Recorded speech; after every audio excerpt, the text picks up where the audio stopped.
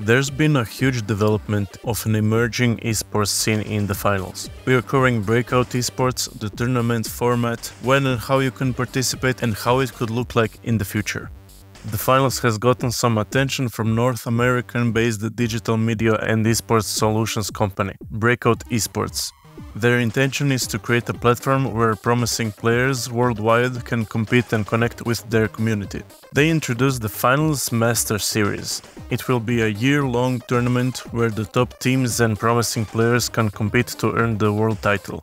The Master Series consists of two splits where North American and European contestants compete to qualify for the Finals World Championship. Contestants can either directly qualify for the World Championship through the Masters or by earning points throughout the two qualifying splits. Which brings us to the format. Contestants from both regions will compete in a global circuit across two splits. Contestants will compete in 4 open qualifiers in each split to get circuit points. Each qualifier will host a best-of-3 double elimination bracket. And at the end, the top 8 teams in a competitive split will qualify for the Finals Masters. The main event, Masters, will be a 2-day double elimination bracket where the top teams will compete to share a prize pool and a direct qualification into the World Championship. All matches will be the best-of-3 with the grand final being the best-of-5. The final 2 teams will be invited to Worlds 2024. Top 8 teams from both splits that haven't already qualified will be invited to the World Championship.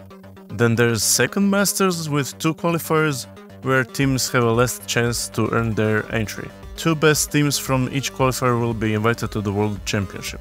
If this sounds complicated, don't worry, let's talk about map banning.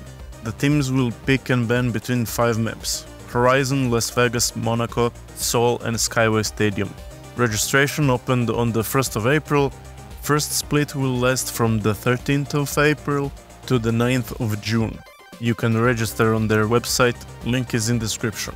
There is no limit to how many teams will be allowed to participate, so don't worry. All other details can be found on their website. Qualifiers will only be streamed on Sundays and can be watched on the Breakout Esports Twitch or YouTube.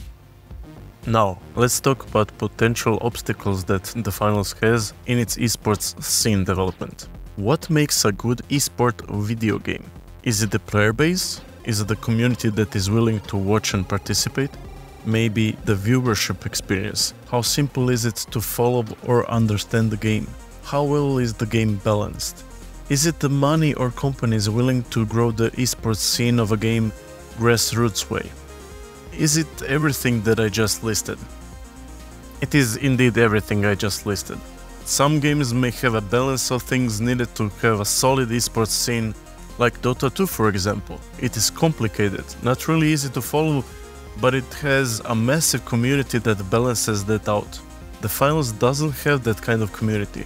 Even the people that are part of its relatively small community say that player base is sweaty, not easy to play solo, too complicated at a high level, in-game balancing issues from spawn points to weapons and classes. Organizations like Breakout Esports have to take the risk of losing money on this. Prize pool size will certainly be adapted to the viewership numbers. I know people are going to watch the qualifiers and main events. I see a lot of players excited for this, myself included. But let's not expect anything after this tournament finishes. It can go either way, and I would love to see the scene grow along with the finals. These obstacles may be the reason why developers haven't talked about esports much, if at all. At least I couldn't find it. If you have something on the topic from the devs, please share it in the comments.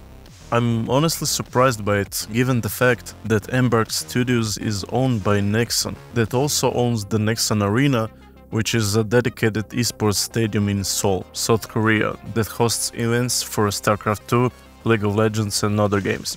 They know that they need a sizable player base for an organic esports scene, which they don't have right now, but they do have some things that would make it doable.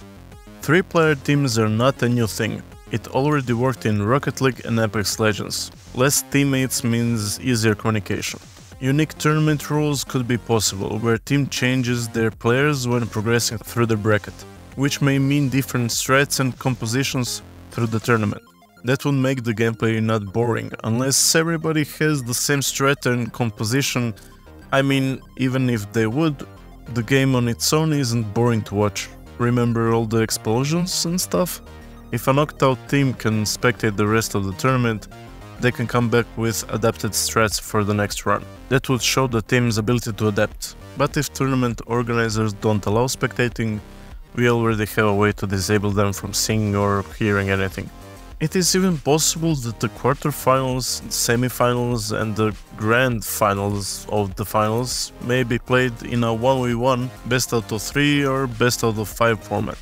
The entire game is esports themed, with announcers, sponsor brands, tournament format. It only makes sense for this game to be an esport. It just needs a little push from the companies like Breakout Esports, and when Embark Studios start to smell the money, they will help it grow. Thanks for watching.